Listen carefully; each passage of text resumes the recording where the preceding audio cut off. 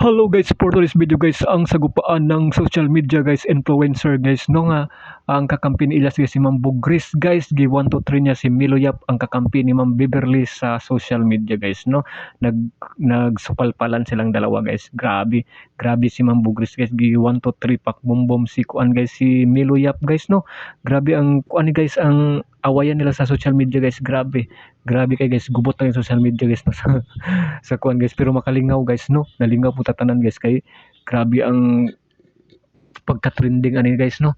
Awa guys, paminawon to ni ang pag 1 to 3 ni Madam Bugris kang Milo Yap guys, tanawa guys, paminawa mo na ni.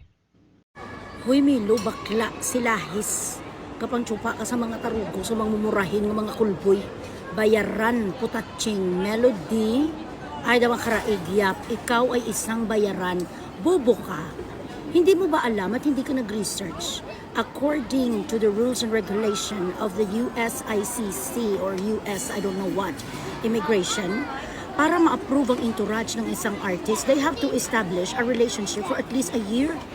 Ano nakatagal ang bigaon nga alputology nga chimpanzee mong Amadora nga in a relationship sa Elias Band? Di ba 3 months gunggong?